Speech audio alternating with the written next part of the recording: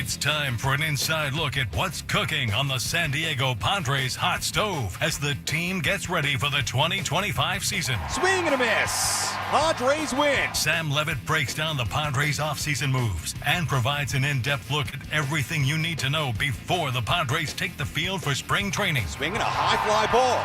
Deep left center. This one way back and gone. Plus the latest headlines from around Major League Baseball and analysis of what's happening around the big leagues. Breaking news out of baseball. Welcome to Inside San Diego Baseball with the Padres Radio Network's pre- and post-game host, Sam Levitt. We are live on a Wednesday night here in America's finest city. It is Inside San Diego Baseball, our once-a-week program, as we take you up until 9 p.m. On this Wednesday, Sam Levitt with you inside our San Diego studios. We are less than a week away, one singular week away from pitchers and catchers reporting to Peoria, Arizona at Padres spring training. One final show here on Inside San Diego Baseball on these Wednesday nights here in the studio. Great to have you with us as we talk all things Padres baseball, Major League Baseball, and beyond. We've got Frank Marchese alongside doing the producing tonight. We'll check in with Frank in just a second. We've got a great show, I'll tell you, for one final studio show.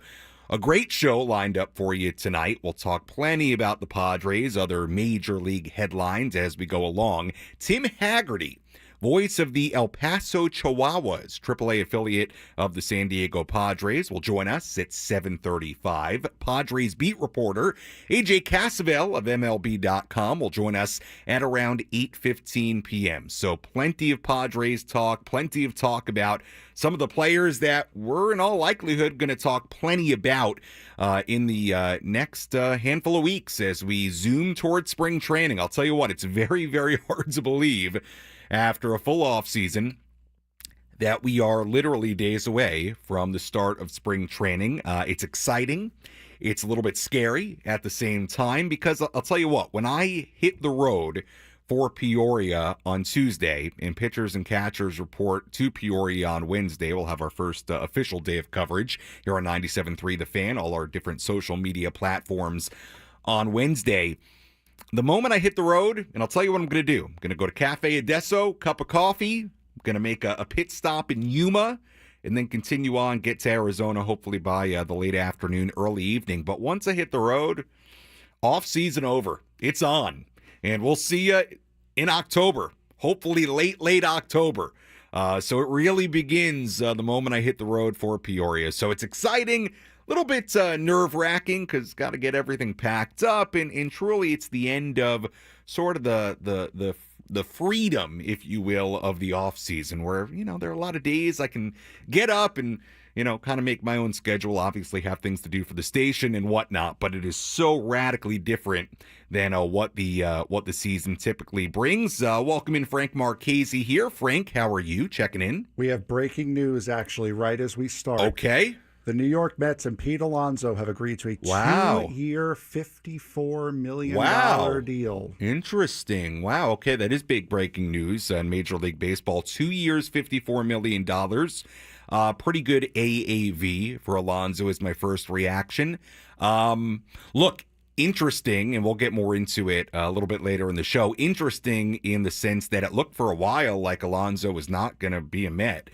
Moving forward, you certainly got that vibe, but then in the last few days, you heard more rumblings that Pete Alonso and the New York Mets were maybe working back towards a deal. So look, it's a big deal for the Mets in the sense that, hey, Alonso's a slugger. He's been a lifelong Met. Looked like it wasn't going to be that way over the course of the last couple of months. I mean, when Steve Cohen spoke at the Mets version of Fan Fest a couple of weeks ago, certainly didn't sound very promising. Now, look, we'll get more into it during our Major League Baseball segment. In the is my YouTube on somewhere? No. Okay, we're good. In the big picture with Pete Alonso, he made a big mistake not taking the extension, okay, which would have got him $100-something million back when. It's hard to believe, I think, in the big picture that he had to end up settling for a 2-year, $50-something million deal. But I will say this, from a Padres standpoint, look, think the Mets are better with Pete Alonso than without him, and the Mets are very well going to be a team that the Padres are competing with for a postseason spot. Like, they're going to be right in that mix in all likelihood again. So we'll talk more about it as we get into probably our second hour. We'll revisit the Pete Alonso conversation, but good call, Frank, getting that breaking news in. So Pete Alonso will be a Met. That wasn't me. That was Brandon in the chat, actually. Wow. I went to check it out just to see. He said Polar Bear's back in New York. Wow. I'm like, all right, let me just see if this is true. First thing that pops up. Yeah. 30 seconds ago, Alonso's back. So, yeah, thank you, Brandon. Yeah, no, look, I think for the Mets, it's a nice move. I mean, look, I think it's a nice move in a number of different respects, but, and I've thought this about Alonso for a while. Guys that can wake up, roll out of bed, and hit 40-something home runs and play pretty good defense at first base. They don't grow on trees, and he's been a big part of that organization. So I don't want to focus on it too much here in the opening segment. We'll get into Major League headlines in our second hour. And again, we'll have AJ Cassavell join us in the 8 p.m. hour. We've got Tim Hagerty, voice of the El Paso Chihuahuas, joining us at 7:35. So a lot of good Padres talk to come.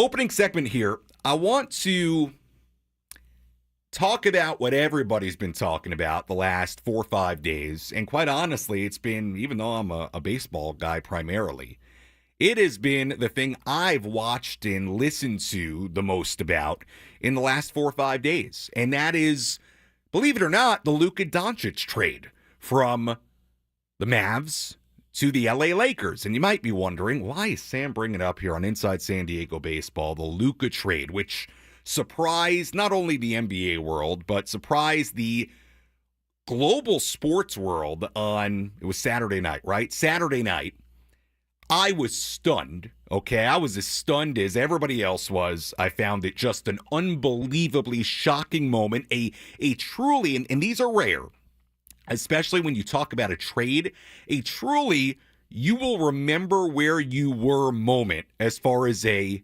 sports trade. I mean, that's rare, but I really believe it was that kind of moment on Saturday night. I bring it up to say this first about the Luka Doncic Mavs portion of it, and you heard me maybe a little bit earlier on Gwen and Chris. We ended up talking about it for a little bit from a basketball standpoint. But if I'm a Dallas Mavericks fan, I am distraught, and they are distraught. And I thought it was a good example, the way Mavs fans reacted. I thought it was a good example, a good reminder that beyond just winning and losing, beyond championships and final scores, there is something to be said about players being yours, about having cornerstone type players, about having faces of your franchise. The relationship that Mavs fans had with Luka Doncic, it was well beyond just the idea that he could go down as one of the greatest players of all time in a Mavs uniform. This was the guy that led their franchise. This was the guy that they envisioned being a part of their lives for not just this year, not just next year, but for another decade. A statue one day next to Dirk Nowitzki. Okay? That's the kind of player Luka Doncic was. So when you see the reaction in Dallas, which has been overwhelmingly heartbroken.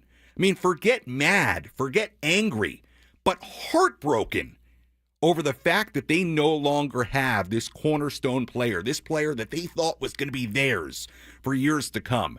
Number one, I have real empathy for those fans. That is a tough thing to go through as a fan of a team, to lose a guy that you feel like is yours, and especially lose him in the manner that Mavs fans lost Luka Doncic on Saturday night. It is heartbreaking. I don't blame any Mavs fan for being angry, mad, heartbroken, distraught, and it's not only because you lost the basketball player, but you lost your guy.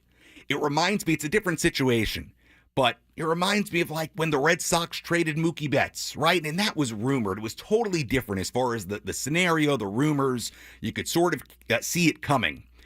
But, you know, that was supposed to be a lifelong Red Sox. That was supposed to be a guy that fans could go watch at Fenway Park for years and years to come. These things matter in sports. They matter. They really do. The relationship between player and fan. So what does this have to do with the San Diego Padres? And I'll be the first one to admit that this is it's a little bit of a stretch. It's a little bit of a reach, but it got me thinking as I kept on listening and watching things about this Luka Doncic trade that went down over the weekend. The Padres right now, and this is no secret, they're not a perfect team. There has not been a ton of activity at all this offseason, right? We have an Elias Diaz signing. We have Tyler Wade coming back. We have a number of minor league deals. That's about it. We've got guys coming back in arbitration.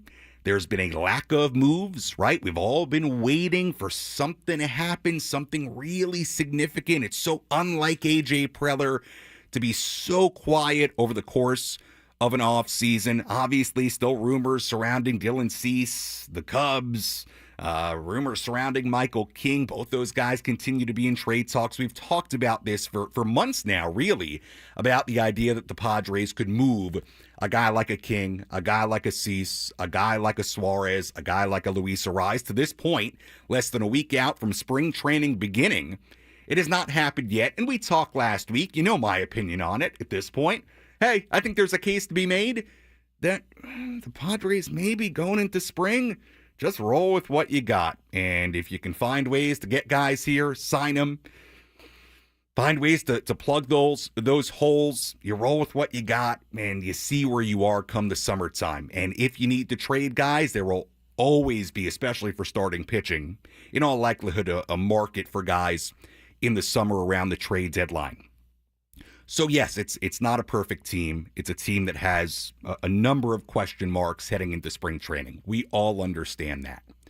But how does it relate to the Luka trade? Well, if I were asked by a Padres fan, Sam, hey, it's been a really quiet offseason. Hey, I'm not feeling great about what the Padres are. Give me some hope.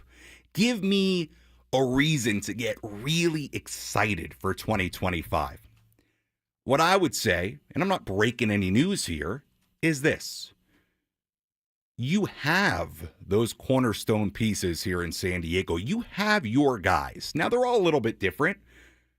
Fernando Tatis Jr., you didn't sign him originally, but he's your guy. Came up through the system after a trade. You have Manny Machado. Yeah, Manny played for the Orioles. You had to go sign him for a ton of money. But Manny, at this point, he's been here since 2019. He's your guy. Yu Darvish, he's been here a while. He feels like a real San Diego Padre. He's your guy. Jackson Merrill, my goodness, drafted and developed. Argument he should have won Rookie of the Year. He's your guy. Robert Suarez has been here a long time. He's your guy. List goes on and on and on. You can add in even the guys that have been here for a year. Cease King, especially after what this group did last year. This team, and again, I'm not sitting here saying they're a perfect group or it's a finished product or I think this is going to be the final form of the San Diego Padres come opening day. But if I were selling you on this team right now, my sales pitch would be, you know what, despite all that, you look at the core, you look at what they have, they've got a lot of those cornerstone type pieces. They've got faces of the franchise. They've got, from an emotional standpoint, you want to talk about Manny, Merrill, Tatis, guys that Padres fans, and I believe that most Padres fans would agree with this, you feel like they're yours. You do have that relationship with them. So the Luka trade, when you see that relationship dissolve in a really heartbreaking way, it just reminds you, and baseball's a different sport, but it reminds you from a Padres standpoint that, wow, we're really lucky here in San Diego to not have just one of those guys, but a number of those guys. And what does it mean in a baseball sense?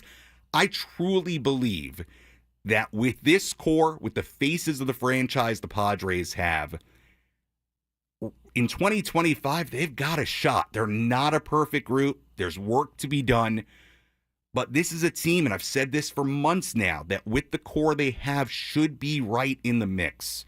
And so again, it just got me thinking about how important, not only from a wins and losses standpoint it is, but just a fan standpoint, an emotional standpoint, to be able to have those types of players, to be able to have players that you feel are yours, that you feel are the undoubted faces of your franchise.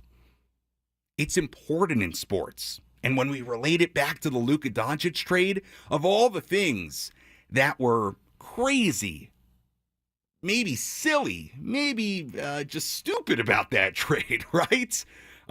Depending on how you want to look at it. I know there are people out there who, think Luka kind of did it to himself, who think the Mavs are going to be better this year for it. That's fine. But from a fan emotional standpoint, there is no way around it. The Mavericks front office broke the hearts of their fan base.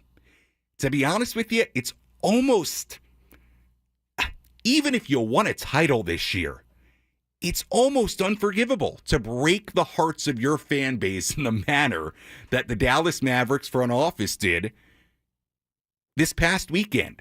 And so, yes, am I stretching a little bit? Am I kind of reaching a little bit to connect it back to the Padres? Sure. But I did think it reminded me that, hey, even though the Padres aren't perfect right now, there's work to be done. We're going to talk about the work to be done, some of it with AJ Cassavell in our 8 p.m. hour. They do have something that not every team has, and they have multiple players that you can say this about. The face of the franchise. Guys that you know are yours. Guys that when they show up to Peoria at spring training will give you a shot to be right in the mix this year as currently constructed because of the core you have. You get a great year from Manny. You get a great year from Tatis. You get a great year from Arise. You get a great year from Xander Bogaerts. You get a great year from Michael King, Dylan Cease, Jackson Merrill. Are you telling me this team's not going to be right in the mix? I think they are. I think they are, even if they're plugging holes with guys you wouldn't have expected at the start of the offseason. We'll see what happens. Come pitchers and catchers, come opening day. But having those faces of the franchise, incredibly valuable, incredibly important, and hopefully in 2025 for the San Diego Padres, leads to wins and a postseason run. We'll step aside. We'll recap FanFest. We'll kind of get into some of the things that were said at Padres FanFest this past weekend. 7:35 p.m. Tim Hagerty, El Paso Chihuahuas broadcaster. We'll talk with Tim about some guys that may play a role on this team in 2025. Tirso Ornelas, you might not know a ton about him. How about Eggy Rosario, a guy who's been in El Paso forever? Hey, look at the 40-man right now. Eggy's got I would say, beyond a good shot to make this team as currently constructed on that 40-man. So we'll talk with Tim about that and much, much more. It's Inside San Diego Baseball on a Wednesday night. We're taking you up until 9 p.m. here on San Diego's #1 sports station, 97.3 The Fan.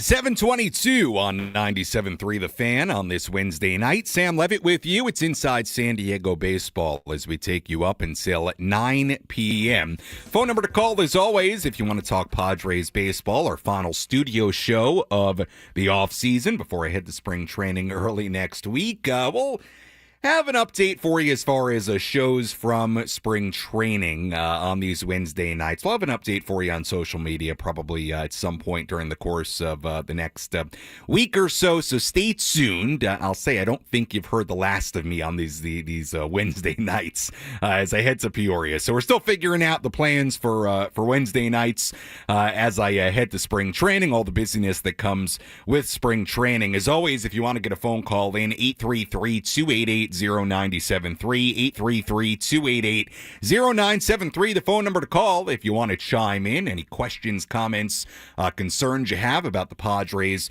right now as we head towards spring training beginning next week. Again, El Paso Chihuahuas broadcaster Tim Hagerty will join me at 7:35, so in just about 12 minutes or so. Good conversation coming up with Tim Hagerty in El Paso. Obviously, Padres Fan Fest was on Saturday at Petco Park. I was sad to miss it. Had a prior commitment and missed it.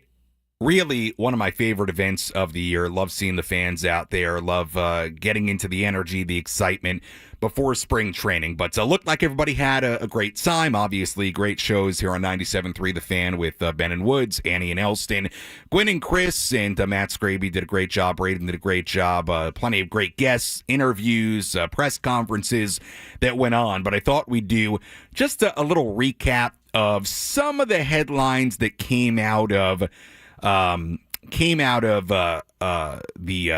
Fan Fest on Saturday from a baseball standpoint. Number one, thought it was interesting when Manny Machado spoke with the media talking about Roki Sasaki, the Padres' pursuit of Roki Sasaki. Manny essentially said that, even during the meetings, during the process, that, he had kind of a gut feeling that Roki had his mind made up. I think, knowing what we know now, seeing how it all played out, I would tend to agree with Manny that his gut feeling was probably right, that Roki Sasaki had his heart set on the Dodgers. But at this point, Roki goes to L.A. and the Padres move on. Some headlines as far as the baseball, the team.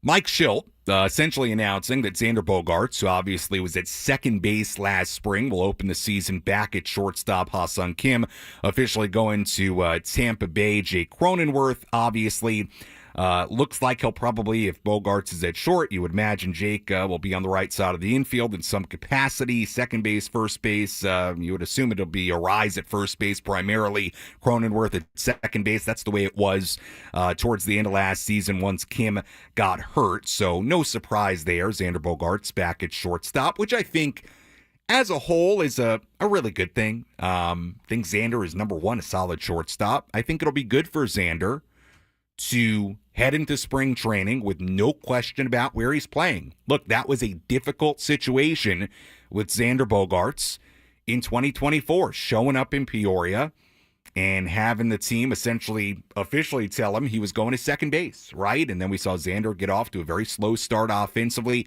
Look, I've said this many times on these Wednesday nights, I am very, very high on Xander Bogaerts still.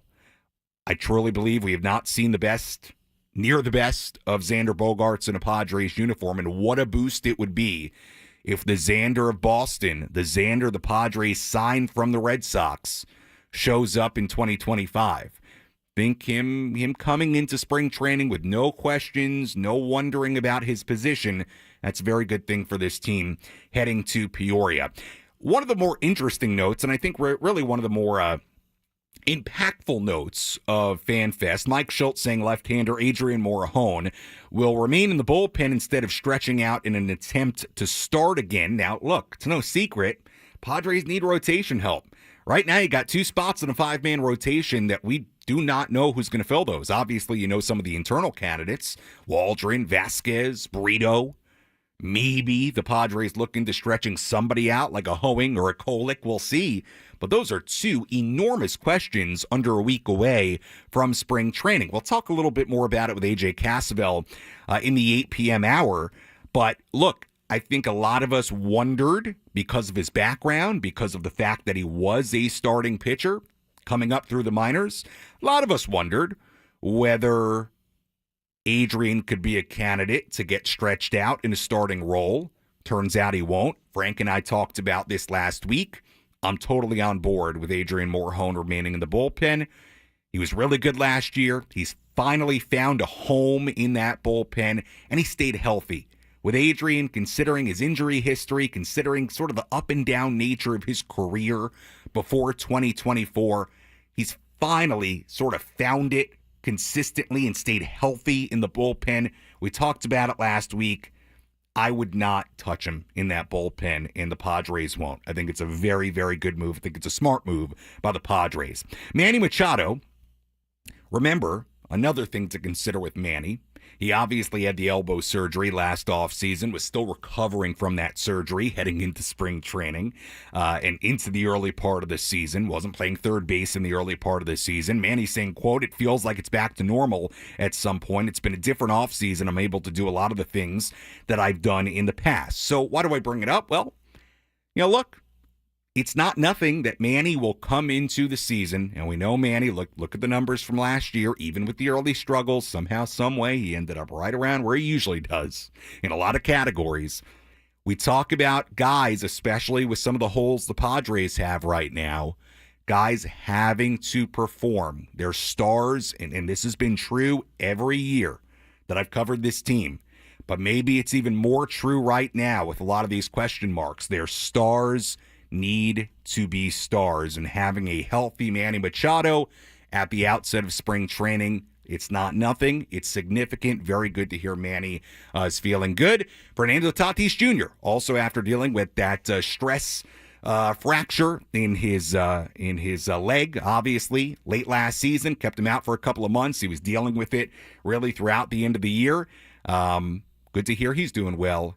Also, Fernando Tatis Jr. You look at those three guys, Bogarts, Toddy, Manny, you get a big year from those guys, and that can mean very good things for the Padres in 2025.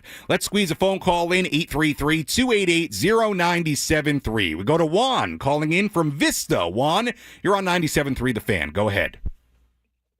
Hey, Sam. I hope you're having a great afternoon. Thank you. I'm just calling because I was kind of curious to know your thoughts on the outfield hole that we have in left field. Mm-hmm.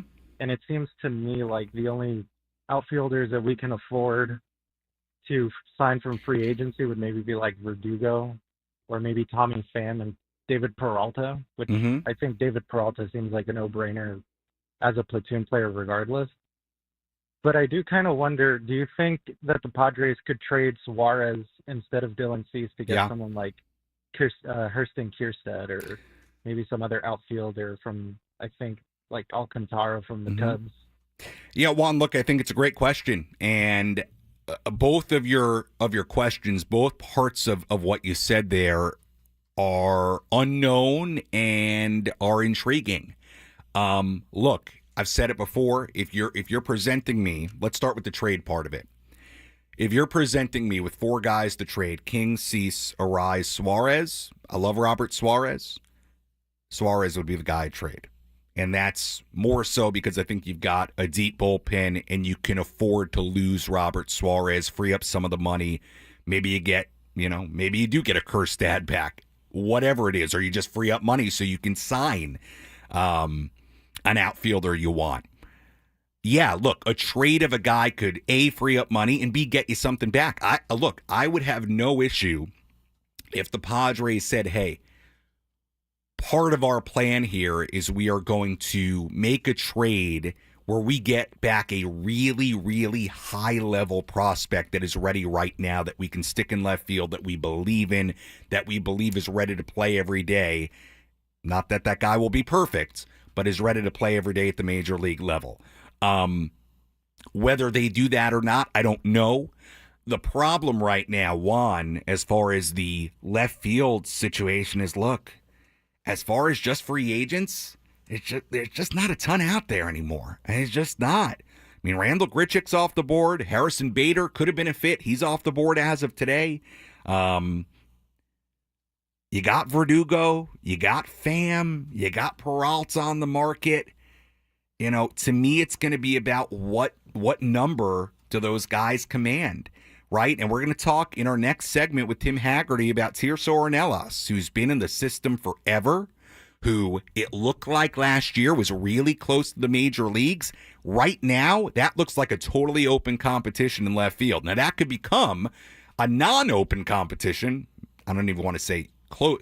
It could become just you could close the competition by going and signing a Pham or a Peralta, right? Because then you got a guy who can play out there most days. But what does that cost? I don't know. You look at some of the numbers.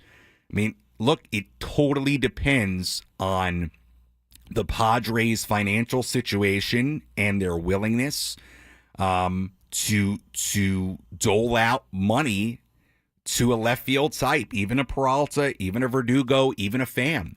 It's a big-time question of how they fill that.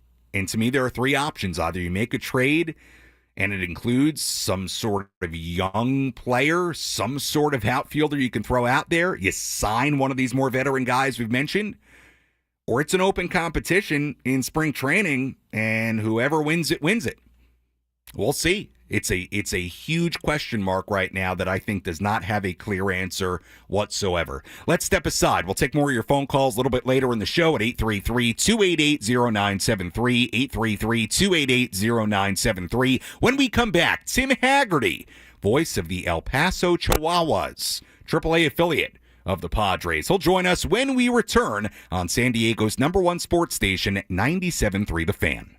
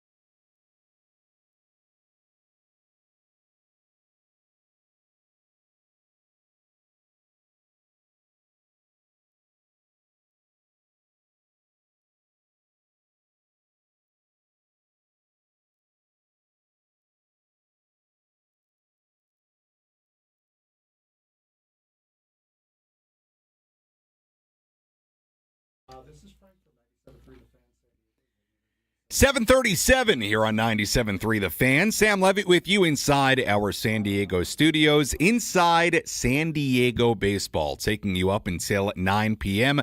on this Wednesday night. Good to have you with us as we talk all things Padres baseball. Coming up in the 8 p.m. hour, we'll go over some of the major league headlines over the course of the last few days around 8:15 p.m. AJ Cassavell, Padres beat reporter for MLB.com, will join us to talk about the Padres starting rotation, to talk about a number of different Padres-related items as we continue to inch towards spring training, less than a week away from pitchers and catchers reporting in Peoria, Arizona. Right now, joining us on the phone, the voice of the El Paso Chihuahuas, AAA affiliate of the San Diego Padres, Tim Hagerty, joining us as we continue to talk all things Padres baseball. Tim, appreciate the time as always. How's the offseason going for you, my friend? Yeah, going great, Sam. Great to be on with you, and look forward to seeing you at spring training soon enough. Yeah, absolutely. Look forward to getting down there to Peoria. Hard to believe, always, as we get into the final days of the offseason. Before the break, Tim, I got a call about the Padres left field situation, and it's a situation right now that is a question mark for the Padres entering Peoria.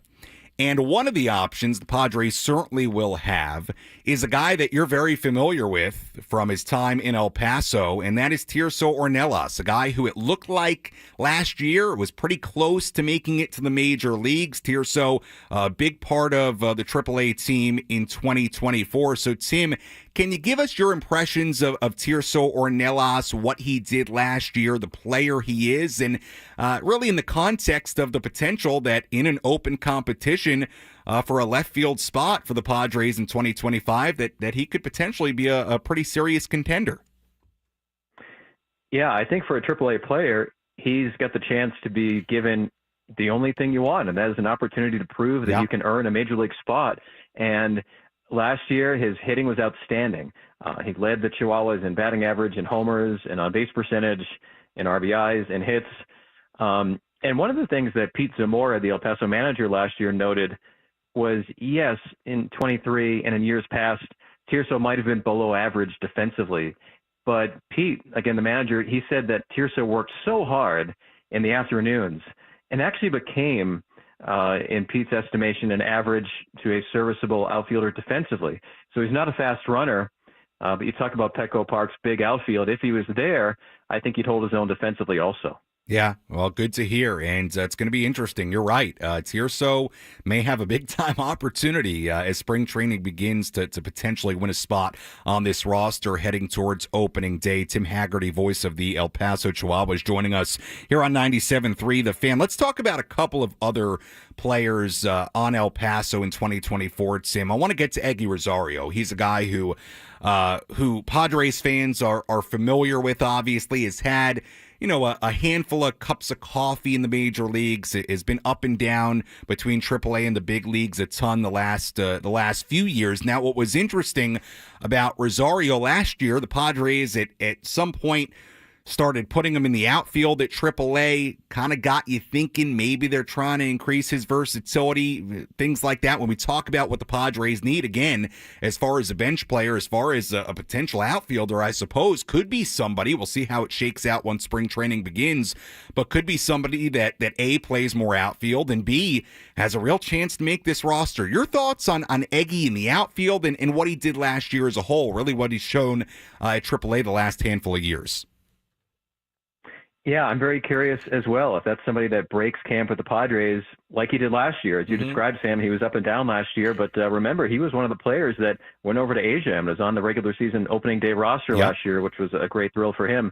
And the backstory with him in the outfield is that mid-season, Eggy actually went to the Chihuahuas manager, Pete Zamora, and asked to do that. And the organization said, sure, good idea. And it was interesting. It was a player volunteering to maybe increase his versatility, grab an outfielder's glove. In fact, the one that he was using in the outfield in El Paso had Fernando Tatis Jr.'s name on the side. Somehow he got that lent to him from the great Platinum Glove Award winner of the Padres. And it's a smart move by Eggy because the Padres infield is full of established major leaguers with big resumes, with bigger salaries, that if Eggy can do that and play in the outfield, I think it'll increase his chances of sticking in San Diego. And we've gotten to know him very well in El Paso. In fact, last year, he tied Cody Decker's record for the most home runs by a Chihuahua, as Eggy's been here 3 seasons now. Yeah, he's been a guy that's been a big part of that organization in El Paso, and it's going to be interesting, Tim, to see, again, as we get to spring training, how the Padres use Eggy Rosario, the kinds of positions he plays in the Cactus League games. To me, he's somebody to really keep an eye on in spring training. Again, we're joined by Tim Hagerty, voice of the El Paso Chihuahuas, AAA affiliate of the Padres right now here on 97.3 The Fan on Inside San Diego Baseball on this Wednesday night. Tim, one guy I want to ask you about in particular is a guy that is not nearly as experienced at the AAA level as Ornelas or Rosario. And that's a young catcher by the name of Brandon Valenzuela. Played 84 games at San Antonio, AA last year.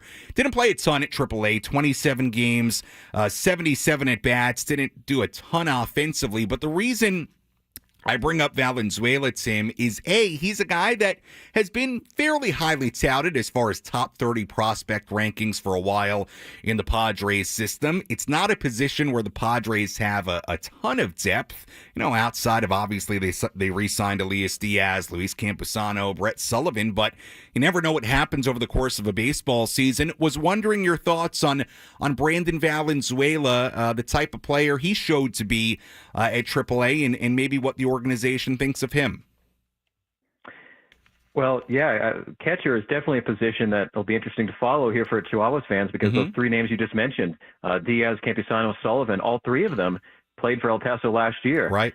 Valenzuela last year was only 23 when he came up, and I think you alluded to his offensive struggles. He still seeks his first AAA home run. He's a type of offensive player, when you look at the statistics, there's a big gap between his batting average and his on-base percentage last year. So even though he wasn't driving the ball the same way that he did maybe at the lower levels, he still was getting his walks to the plate. He was very selective, which will help him. And as the season wound down, you could see the exit velocities getting higher. He began driving the ball, hitting it harder. And another thing, we talked about defensive versatility. The Chihuahuas actually had him starting some games at first base as well. So he's somebody that I think you hope, if he becomes a major league bench player, maybe could play multiple positions for you. Yeah, it'll be interesting to see again as we head towards spring training, the kind of playing time, the kind of opportunities a guy like Brandon Valenzuela gets. Tim, obviously one of the headlines the last couple of years in the bigger picture of Major League Baseball has been the idea that the big leagues at some point may adopt the automatic ball strike system, the ABS system as they like to call it, in some capacity. Basically the robo-umps is the I guess more common way to say it. And Tim, it's interesting, at the AAA level, you've had an opportunity now the last handful of years to see the ABS system in various forms. So if you could walk us through how this has been adopted at AAA over the course of the last few years, and your thoughts on it as well, and maybe what players have said about it as well, as this is something that appears to be on the horizon in some capacity in the major leagues. We've seen 2 different versions of the ABS system in AAA games. One is where the ABS system, which is connected to the Hawkeye cameras and then connects to the batter's height in the batter's box, where that system calls every pitch of the game. The other option is the challenge system, where you still have the home plate umpire calling almost every pitch, but each team gets 3 challenges, where the batter, catcher, or pitcher taps their hat or helmet, and then it gets reviewed by the ABS system. And much like the other sports, if you're right, you don't lose that challenge. I've seen as many as 15 pitches challenged in the game. Wow. Because just on that particular day, the players were right more often than the umpires. And it was interesting, in 2022, here in AAA, we have 6-game series. And for 3 days a week, it would be the ABS system. For 3 days a week, it would be the challenge system.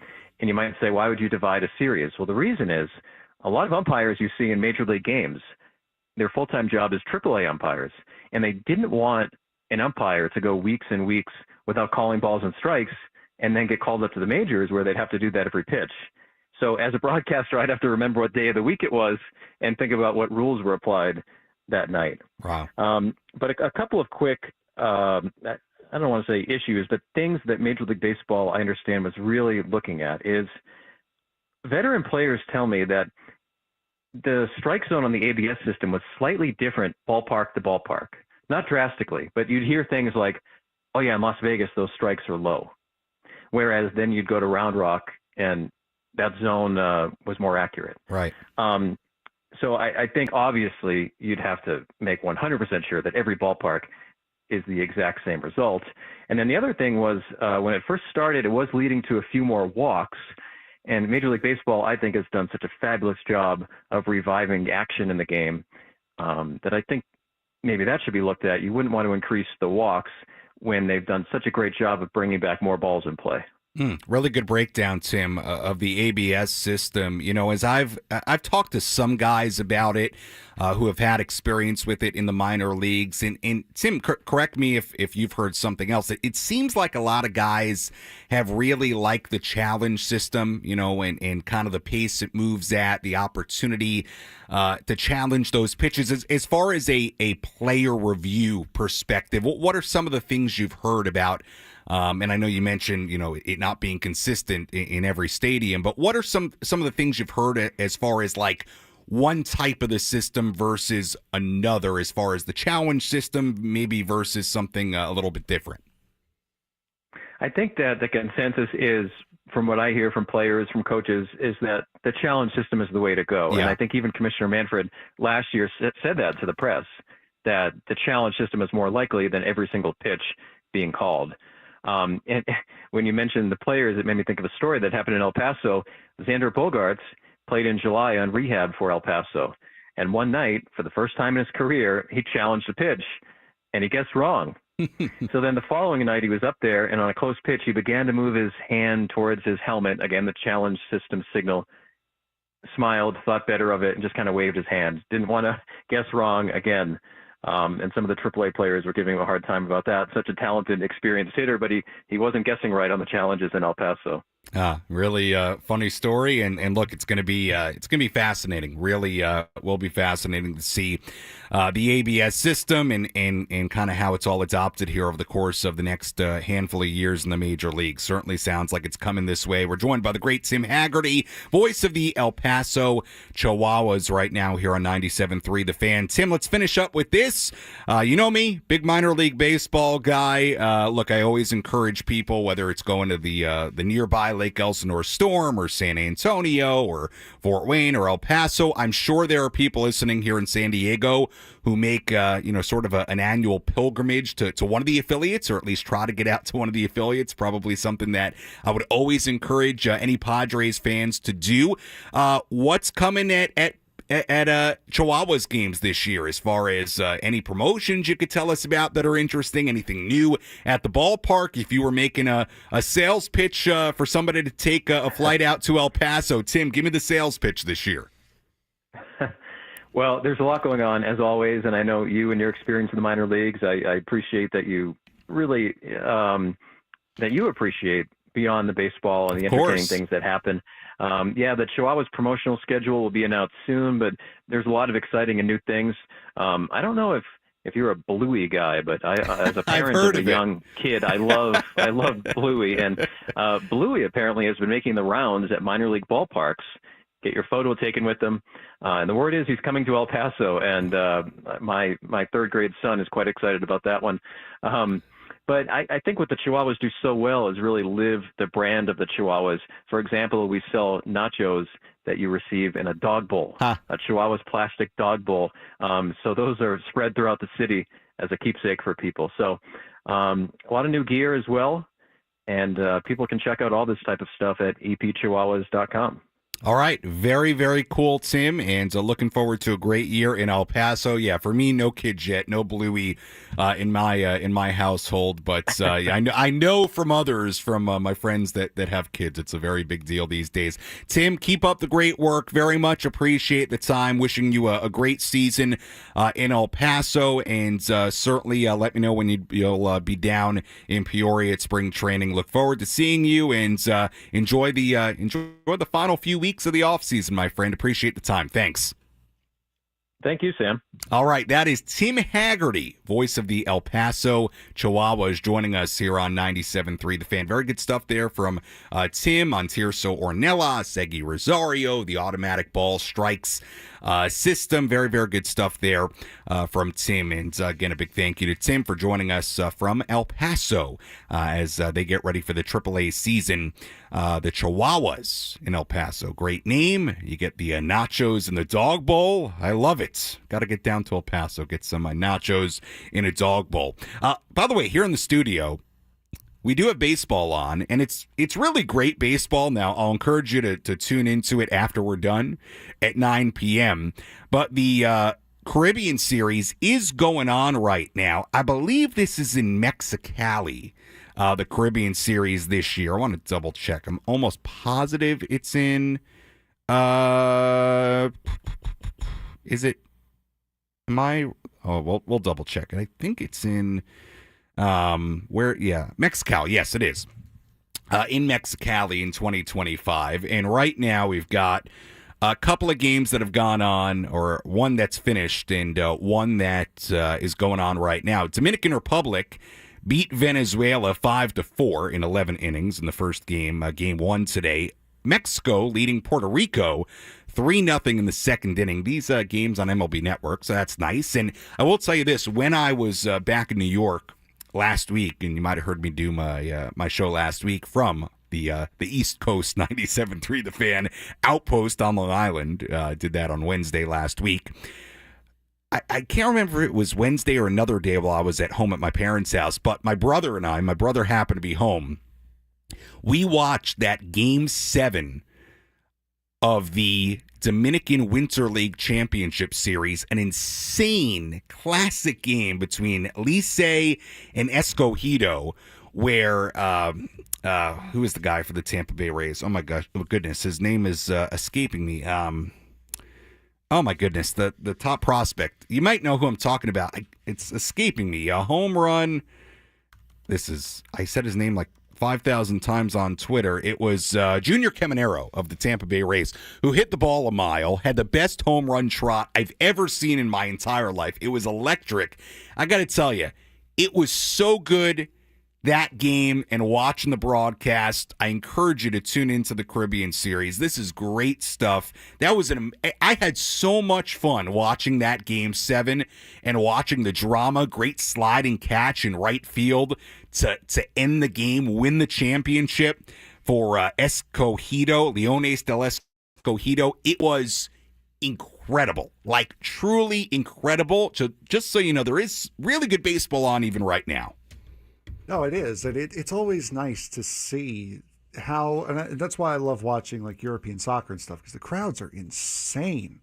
You love it. It feeds into great. the atmosphere so much more. And there's a great atmosphere here, don't get me wrong. But when you see like these European soccer matches, or when you see a South American baseball game, the crowd's another level, man. It's unbelievable. Yeah, it's really, really fun, and good baseball on right now. So encourage you to tune into that in 1 hour after we're done here on Inside San Diego Baseball. We've got a great hour number 2 coming up, 8:15 p.m. AJ Cassavell, MLB.com, will join us when we return. We'll take you around some Major League headlines, more Padres talk, Major League Baseball talk coming up here on 97.3 The Fan. It's Inside San Diego Baseball on a Wednesday night.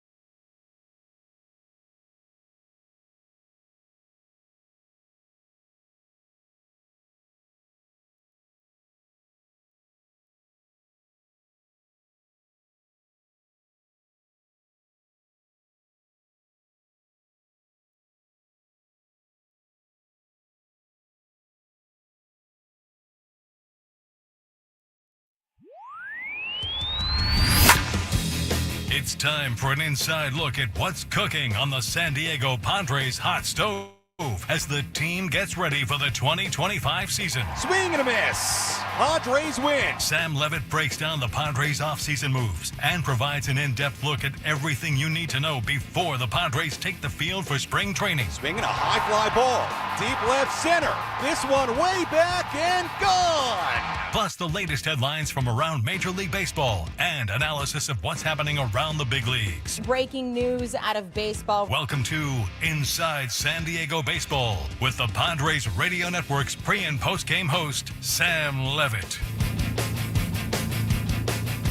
Hour number 2 of Inside San Diego Baseball on this Wednesday night. Sam Levitt with you inside our San Diego studios. Frank Marchese on the other side of the glass, doing the producing here tonight, chiming in from time to time. Of course, we don't actually have any producer's glass here in our Odyssey studios here in San Diego. We're in the same room, but I make believe there's a glass window pane, because that's the radio term, other side of the glass. But Frank in the room with me would almost make this place legitimate.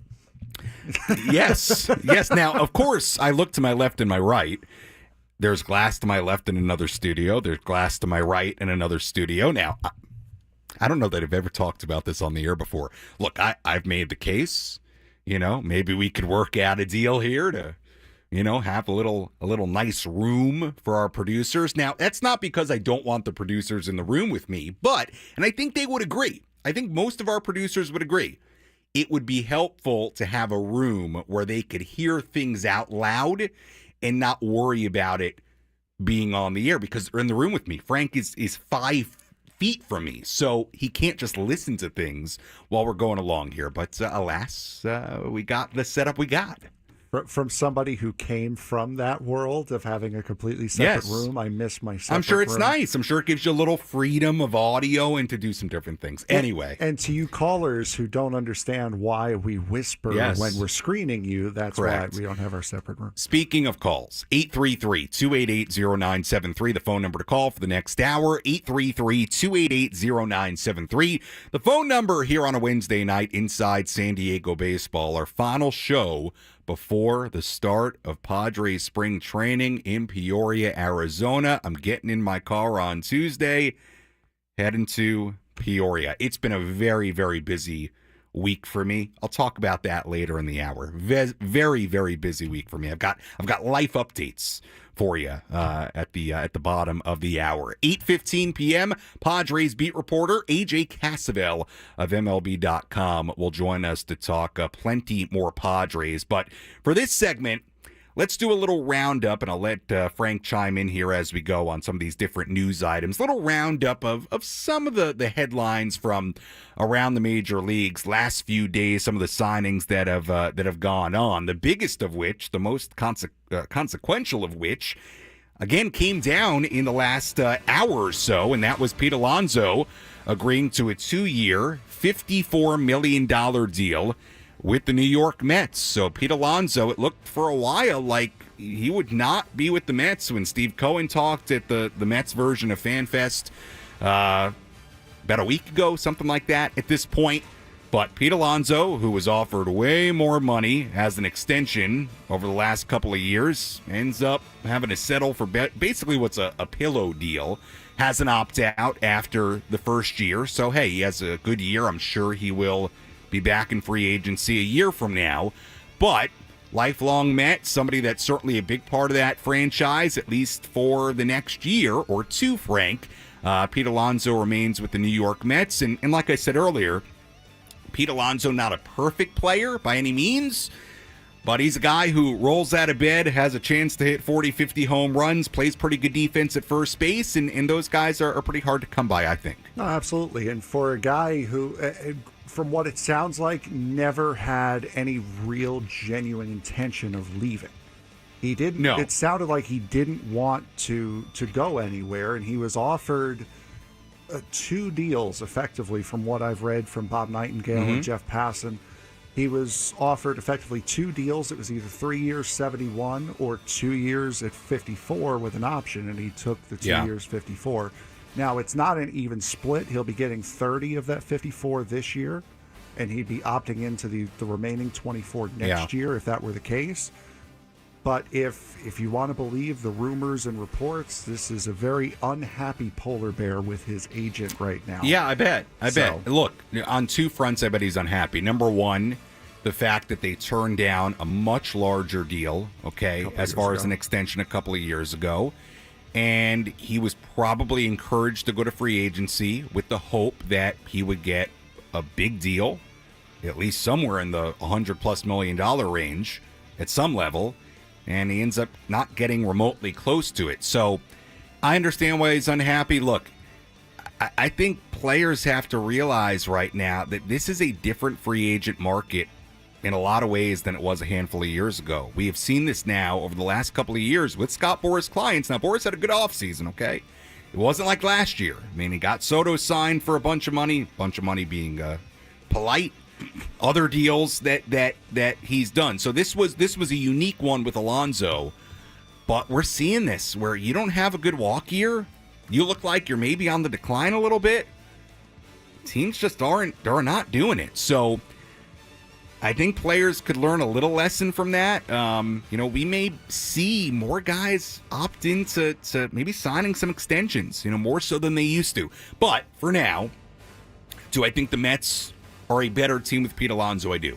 I've thought that the whole offseason. I thought they should re-sign him. They should find a way. Not just because the Mets have had so few homegrown hitters, homegrown offensive stars, but also because he's a guy who can hit 40-something home runs like that. So, look, I think it's a nice job by David Stern, Steve Cohen, the Mets to get him back. All right, so that's the biggest news of today, and really of what we're going to go through here. A couple of other items here. Twins signing Harrison Bader to a one-year deal. That came out earlier today. One-year deal, mutual option for 2026.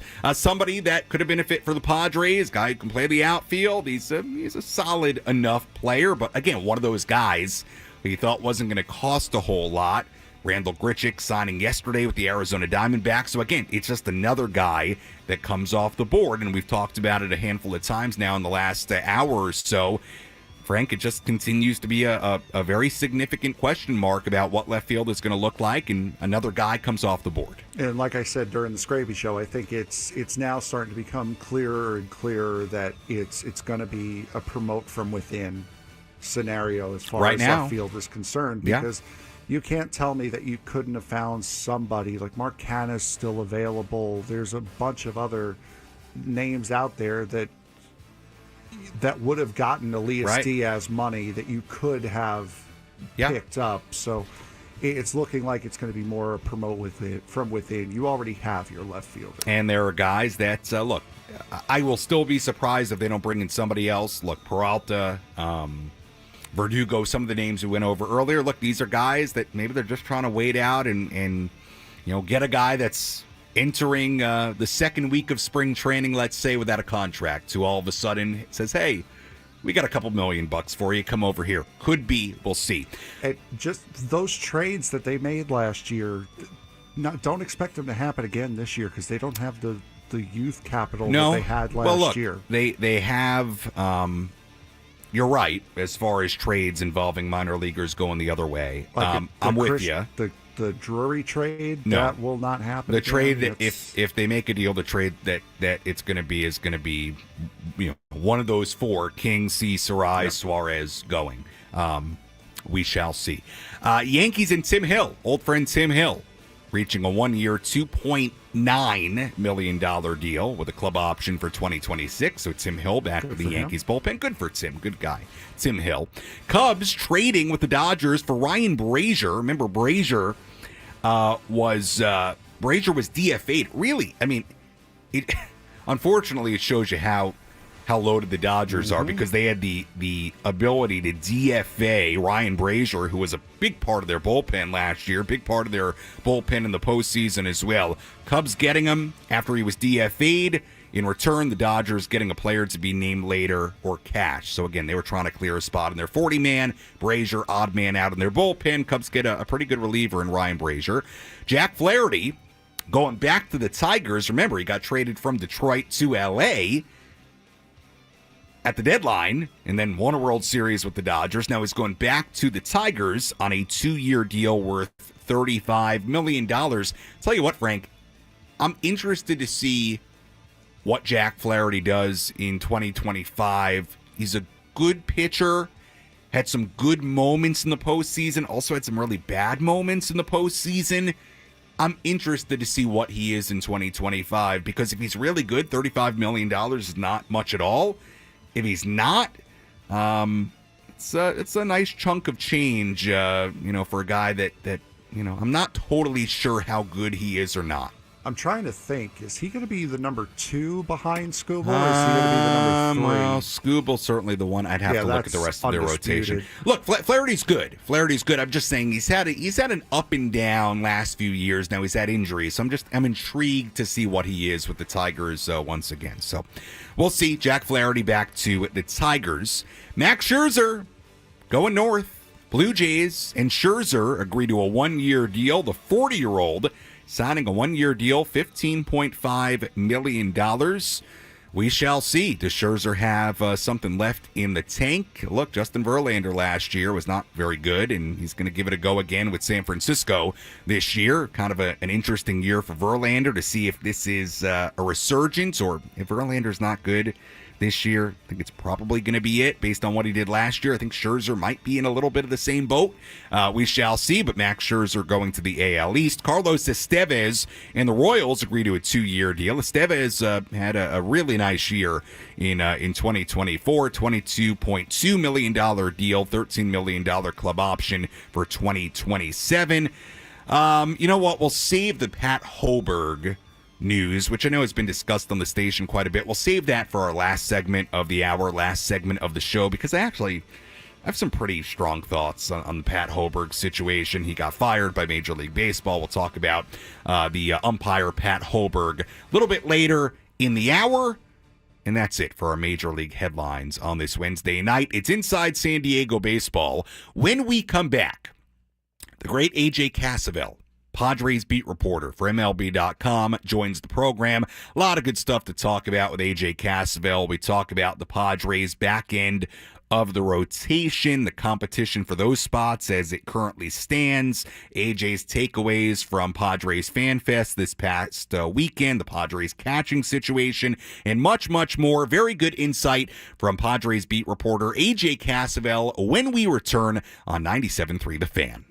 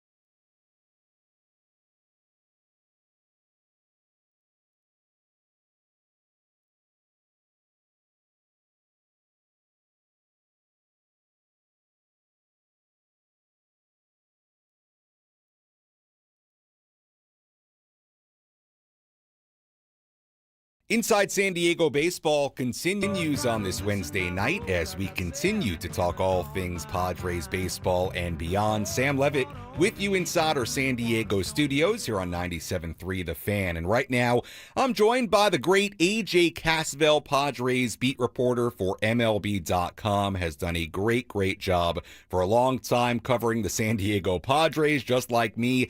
AJ getting ready to head to Peoria, Arizona next week for Padres spring training. Pitchers and catchers reporting in less than a week. AJ, as always, appreciate the time. Let's first start with FanFest. Obviously, over the weekend, great to see so many Padres fans at Petco Park. Great to hear from so many Padres players. Just, AJ, your general takeaways from what you heard from the Padres and their executives at FanFest.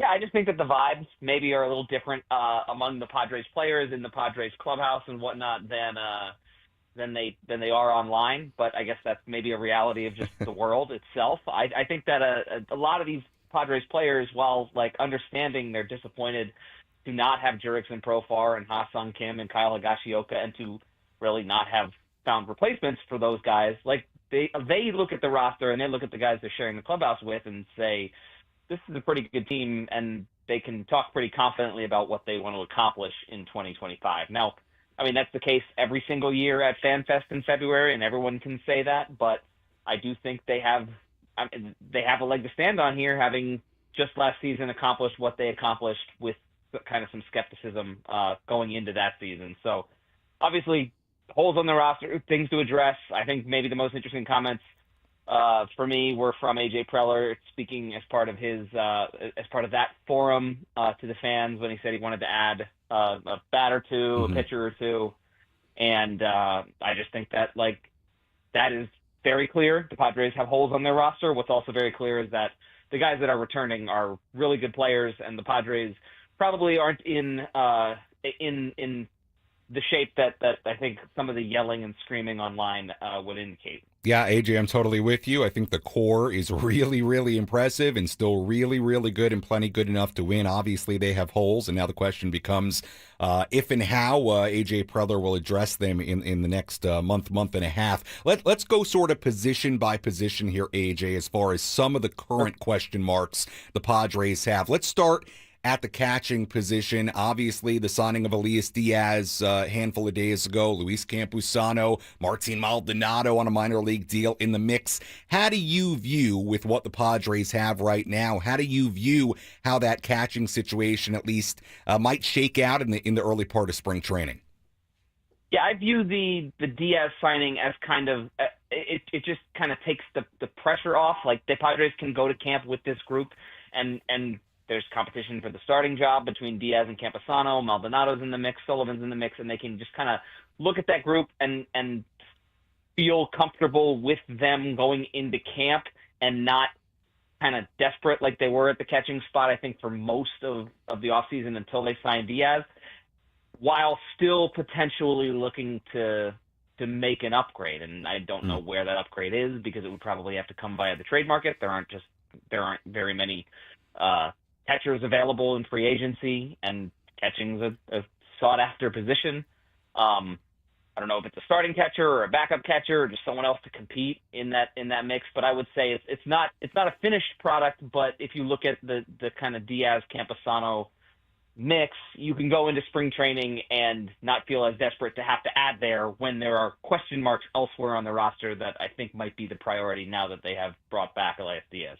Joined by Padres beat reporter AJ Cassavell of MLB.com here on Inside San Diego Baseball on this Wednesday night. AJ, let's move on to the starting rotation for the Padres, again, heading into next week as pitchers and catchers get ready to report. We know that the top three, unless there's a trade, it'll be Darvish, Cease, and then Michael King. After that, the final two spots in this rotation, AJ, they're up for grabs. Obviously, the names of Randy Vasquez, Matt Waldron, Johnny Brito, they all sort of come to mind. Certainly at FanFest, it appears that Adrian Morejon will stick in the bullpen. He's not going to get stretched out during spring training. How do you view the competition, at least right here, right now, for what will be those final two rotation spots? When we got that Morejon news, what that told me was they're going to need to sign another pitcher. I don't know when that's going to have to be. I don't know if it's going to be into spring training.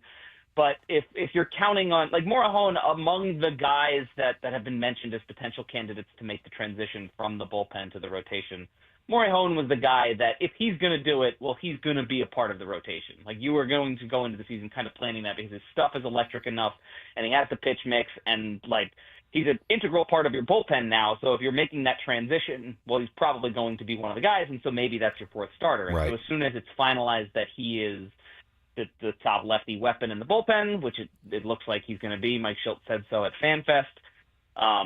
That tells me they need more options. And that's not to say, like, Randy Vasquez and Matt Waldron can't open the season in the starting rotation, potentially as the fourth and fifth starters.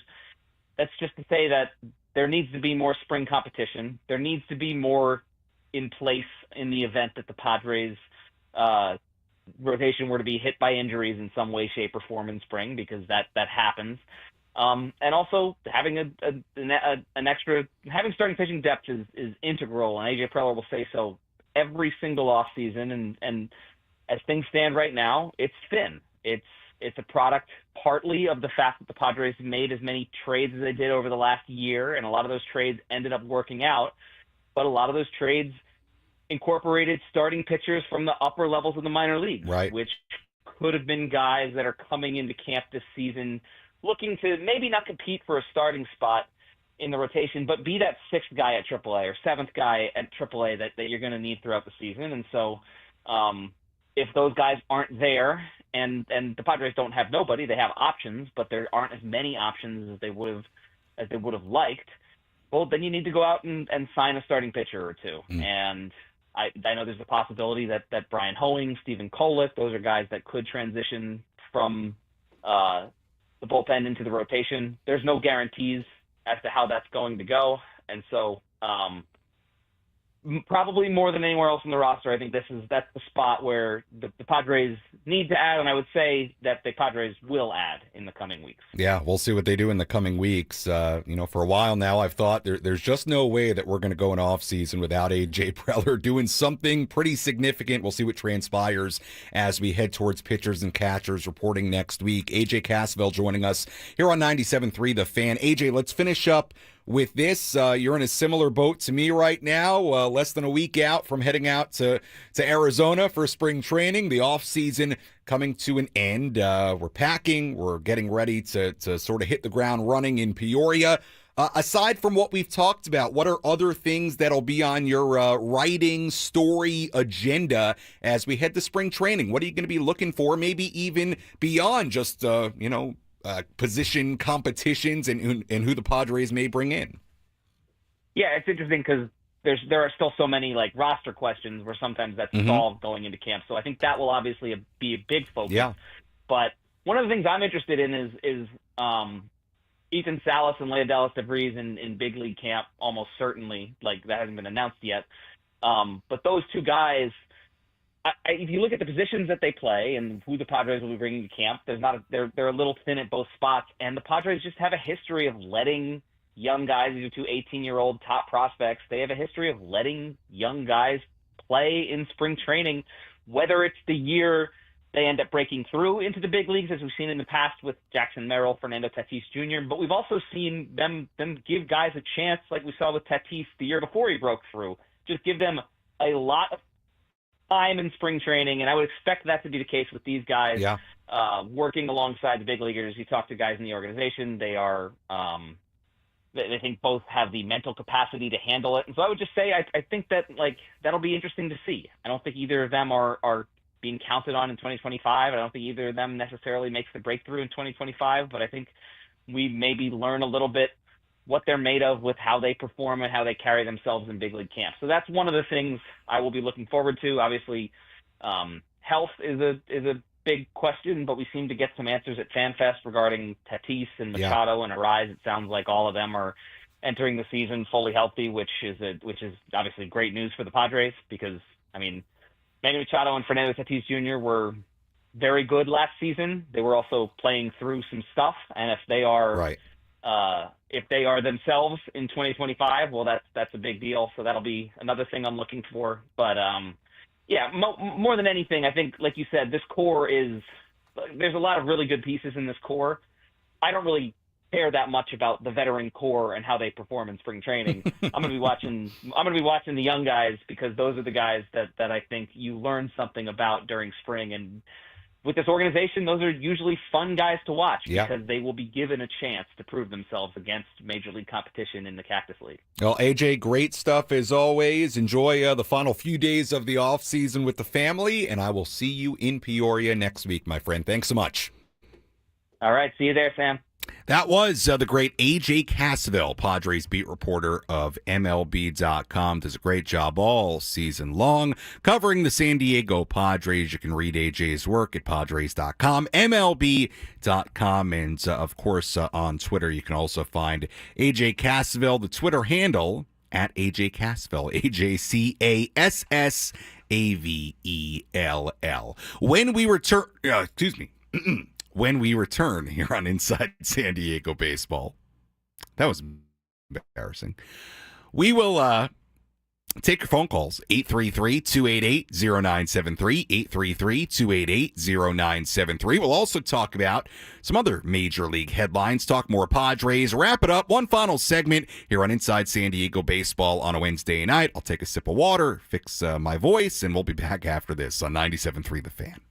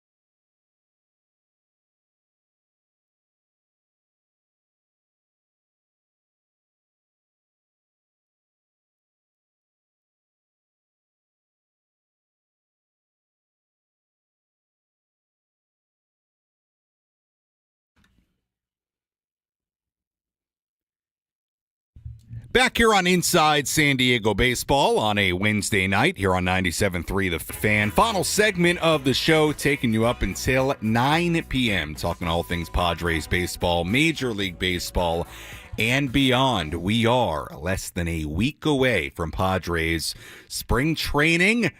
Tuesday is my departure date from San Diego. Make the drive out to Arizona. Pitchers and catchers report on Wednesday morning, and we will have all the coverage for you beginning on Wednesday. Yes, the return of Sammy Spring Training Sammy, whatever moniker you want to use.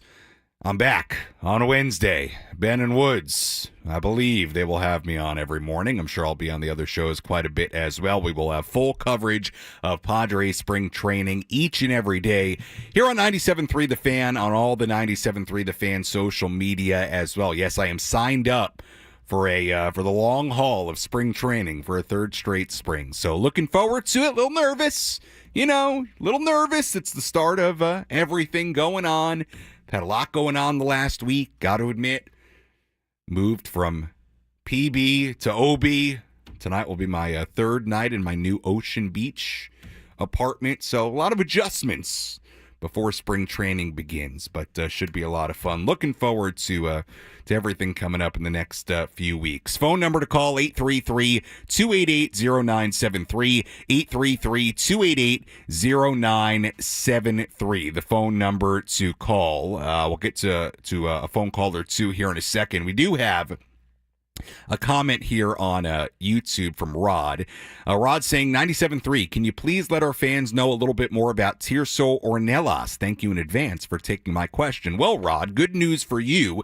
In the 7 p.m. hour, we talked with Tim Hagerty, El Paso Chihuahuas broadcaster. Of course, the Chihuahuas, the AAA affiliate of the Padres, where Tirso Ornelas played all of last year. And we talked quite a bit about Tirso. So we talked about Tirso a little bit earlier in that hour as well. So as always, if you want to go back, listen to what Tim Hagerty had to say about Tirso Ornelas, hear what I had to say about Tirso, you can go back and listen to any portion of our show here tonight on the Inside San Diego Baseball podcast feed, available on the Odyssey app or wherever you find your podcasts. Phone number, 833-288-0973. Let's go back to the phones. We go to Doug calling in. Doug, you're on 97.3 The Fan. Go ahead.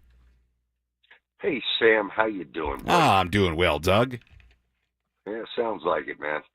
Hey, look, I got a quick question for you, man. I haven't heard any mention of him, and for some reason he escapes my mind.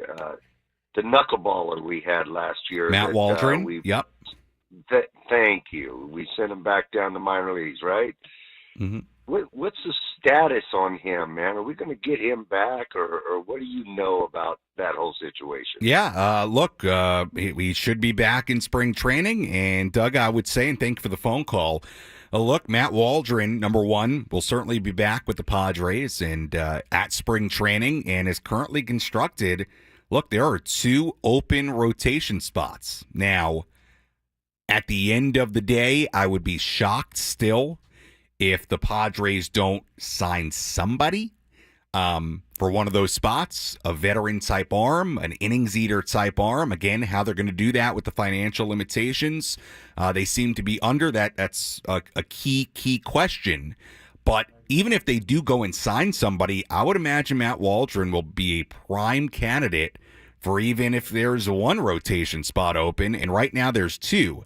So, look, I think it's going to be, for a second consecutive spring, a really, really important spring training for Matt Waldron. Remember, he was battling for that final rotation spot last year, and he won it. And look, even though Matt had his ups and downs in 2024, the bottom line is that there was a stretch of time when that starting rotation was going through injuries.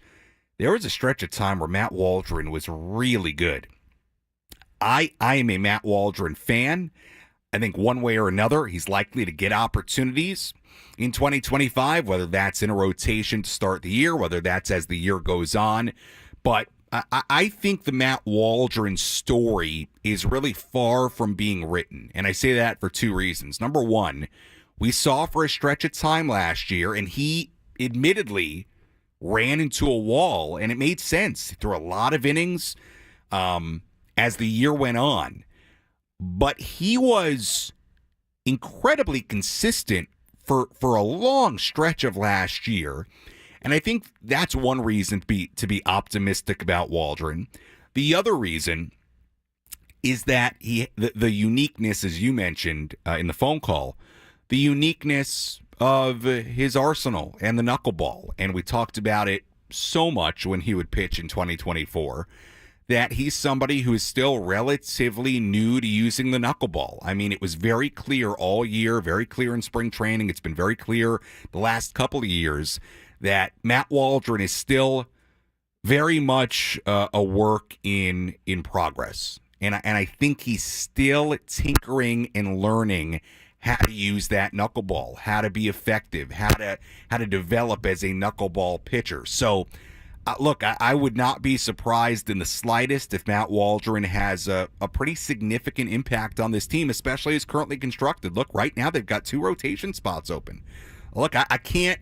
We are so close to spring training now that it's very hard for me to sort of live in the maybe. Right now, I'm going to Peoria on Tuesday, showing up on Wednesday, and when I get there, yeah, we're going to have an eye on what the Padres may do as far as to their roster, as far as adding.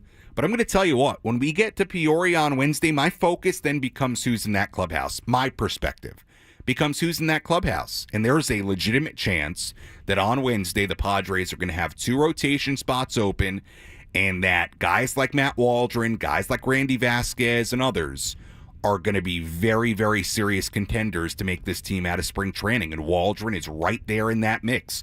Again, based on what he did last year and some of the success he had. And I think also there's always going to be, especially right now for Matt, this unknown of what the potential is because of that knuckleball, because of how he keeps learning how to use it. Again, very clear throughout the season that he is a guy still developing. So I'm intrigued by Matt Waldron. I am. Let's go to Dave calling in Sorrento Valley. Dave, you're on 97.3 The Fan on this Wednesday night. Go ahead. Hi. Thanks for taking my call. Yep. I wanted to. I haven't heard anything about the TV broadcast situation for this coming year. What can you tell us about that? Well, Dave, look, I know the team hasn't, put out their typical press release to announce all those details. I'm not going to do it for them. Look, obviously, the crew, Don and Mud. Yeah, look, I will not say anything. I'm a radio guy. We'll be here on 97.3 The Fan.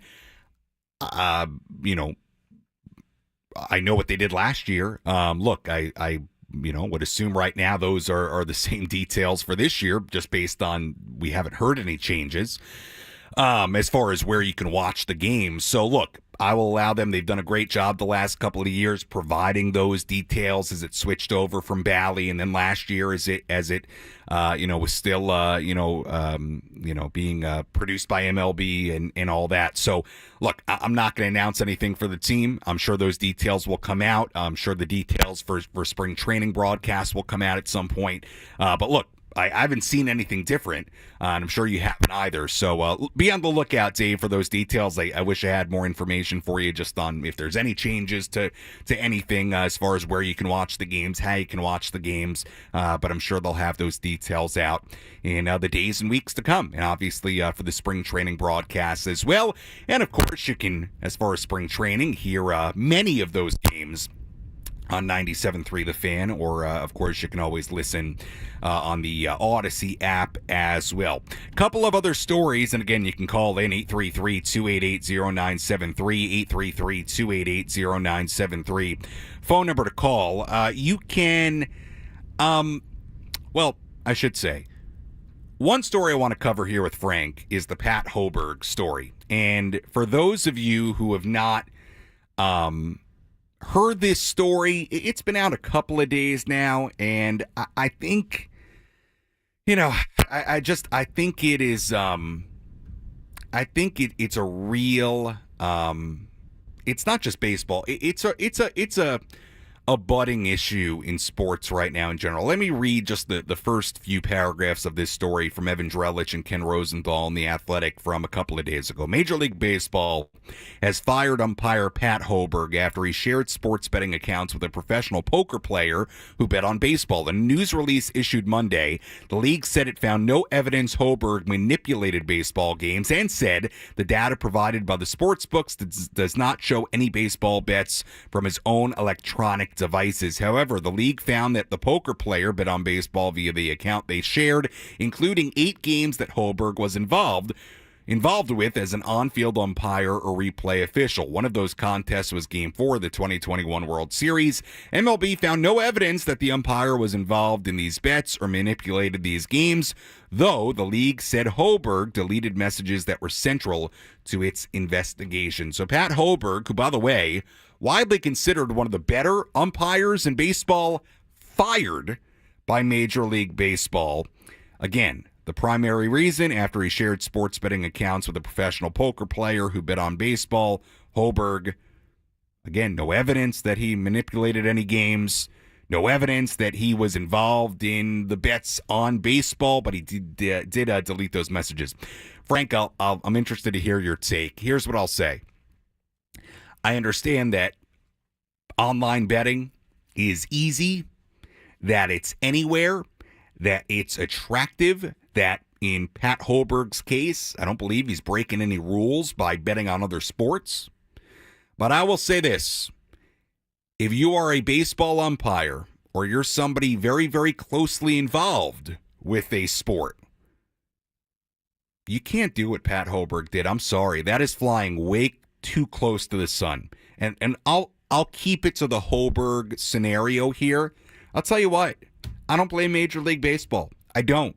And he may have not, broken any rules technically. But you know what? If you're Pat Hoberg and you're a Major League Baseball umpire, you can't be sharing betting accounts, period. Period. And you know that account is betting on baseball games, whether you're doing it or not. And by the way, I'm still unclear on how they split an account but can tell who bet on what. I'm not going to get into that. Bottom line is this. You can't be doing that. And I don't blame Major League Baseball in the slightest. I feel bad for Pat Hoberg. I don't want people to lose their job. He's a good umpire. But you can't do that. To me, that's a big-time no-no, big-time mistake. And if you're Pat Hoberg, you got to be a lot smarter than that. And look, it goes for other people involved with the game as well. You've got to be smart. And it's really easy with how easy sports betting is now to get involved, and we've seen this with players. We've seen this with players in a lot of sports now. It's really easy to be involved in the wrong thing. Part of it is just the system and the culture itself, how it's changed over the last decade. But if you're an umpire of all things, the first sentence of the article, sharing a sports betting account with a professional poker player, after I read that, I said, what are you doing? Right? What are you doing? I look, it's unfortunate, but I don't think Major League Baseball had any other choice. That's my opinion. And they absolutely did not. Because once you call the integrity of your sport into question, you're completely can't do it. Done. Yeah, it's involving yourself with something that's so close to it. You can't allow the waters to even get murkied in that way. If you're an umpire, and especially in baseball, one of the best players in the history of your game is not allowed in the Hall of Fame because of the exact same thing you just did. It's so stupid, and this is why there was such a hold, a reserve about teams going to Las Vegas, owners getting into the sports betting stuff. There's so much stuff that goes with sports betting, and then once they figured out how to profit off of it, then all of a sudden they're all in. But it's just so stupid. Yeah, on Pat Hoberg, especially in baseball. Yeah, look, the whole thing. And this is not just Major League Baseball. This is across American sports right now. Look. It is very, very, the whole thing is very murky because you've got leagues and teams heavily involved with these sports betting sites. We see it all over the place, the TV networks, all over the place, okay? It is what it is right now. This is what it's become. but then you have investigations like this, where somebody's getting fired over being involved in it, even though it appears they didn't actually manipulate any game. They didn't actually bet on baseball. So it's a really hard line right now. Or I should say it's kind of case by case. It's very hard to decipher what's necessarily right and what's necessarily wrong in a situation like this. But again, like if I'm Pat Hoberg, if you're an umpire, you can't. You got to be smarter than that. And to me, that's what it comes down to. Like you can say there's a conflict of interest with the leagues and the teams and all of it, but man, you can't risk it. And I would say this to any umpire, any player, quite frankly, many of the people who work for organizations. You got to be smart and you got to err on the side of caution. And Pat Hoberg did not. So. Especially, and I brought it up during the Scrapey Show, you're 20 years, so in your lifetime, 20 years removed from the Donaghy stuff. That's another cautionary tale of like, don't do this. Right. Yet people still just, can't happen to me. Yeah, yes, it can. It's actually interesting because for as much as nobody, leagues, teams didn't want people to be involved in gambling, let's say 20 years ago, it's interesting because now it's so different. It's in your face. Right. The landscape is so different, but you have to be more cognizant of it now, more careful of it now, because it's just easy, I think, for people to do things that maybe they don't think are wrong, but get involved in it enough where it doesn't actually matter. No. And man, if you're in a position where you could get in trouble, lose your job, you got to be careful. And I feel for Pat Hoberg. He's a good umpire. I don't want anybody to lose their job. And he may have never had an intent to ever do anything with baseball. It doesn't. No. Once you align and then deleting yourself, messages, I don't blame baseball. What if that story comes out and it comes out that Major League Baseball didn't do anything? Mm-hmm. Look, it puts the league in a tough spot when you do that. All right, couple of calls to get to here, 833-288-0973, Inside San Diego Baseball on this Wednesday night. Let's go to Mario calling in from San Diego. Mario, you're on 97.3 The Fan. Hello. Hello, Sammy. Good evening. Can you hear me well? Yep, got you loud and clear. Okay, great. So I had an idea, just really quick, up two couple things really quick that I had an idea with the open spot on left field. Someone, had a lot of experience in the major leagues and really cheap to get. It's Alex Verdugo, left fielder. Yeah, look. Open. Mario, look, he's one of the guys on that list of free agents that I'm sure the name has been discussed at some level. Again, you look at Verdugo, you look at Peralta, you look at Pham. Look, if you're going to dip into free agency, what's left? I don't know that any of the options are going to knock your socks off, but that's who's left. So Mario, it could be a name the Padres are throwing around. I don't know that for sure, but he is one of those names, Mario. Yeah. Thank you very much. Yes, it's a really cheap idea. And then the other thing is about Sander Bogart. Going back to short, really concerned about his position change, considering his very limited range and his aging as well. Yeah. Mario, look, I'm not, and thank you for the phone call, I'm not particularly worried about Xander at short. He's a pretty good shortstop. Like, I understand he's not flashy. I understand he's not the rangiest shortstop out there, but I mean, you think about what he did in 2023 there, playing a full season there. I mean, he was very, very solid. He's played there his whole life. I'm not defensively. I understand he's not going to give you the most range of anybody in the major leagues, but even look at the metrics of what he was in 2023. He was very, very solid at shortstop. So I'll tell you what, of all the things with Xander, his ability defensively at short is actually one of the things I'm not very worried about. Look, I think with Xander, the big question for him this season are two things. Number one, can he stay healthy, which he hasn't been able to do his first two seasons in San Diego? And can he be more offensively of the guy he was in Boston? Look, Xander's had stretches. He's had moments. Part of it is that he hasn't been fully healthy. We know the wrist issue in 23. Missed a lot of time with the shoulder in 24. The question for Xander is, can he sort of put it all together health-wise and performance-wise and consistency-wise to be more the offensive player he was in Boston? I mean, look, that would be a huge, huge boost if the Padres can get that version of Xander Bogaerts in 2025. I believe it's in there for Xander. Staying healthy would help. We'll see. But he's, defensively, I'm not overly concerned about Xander. He's solid there at shortstop. Again, he's not the flashiest, but he's solid enough. One final call here on Inside San Diego Baseball on this Wednesday night. We go to George calling in. George, you're on 97.3 The Fan. Go ahead. Hey, boys. Moved to San Diego from Philly. Excited that I have two New York Johns here. But big question is Xander Bogaerts. At one point, he was a high-profile free agent. Like, you can't forget about that. There was interest from multiple teams. What do you guys think is happening with Xander Bogaerts? What happened to him? And should he be on the trading block? I feel like, maybe that's something we should be talking about.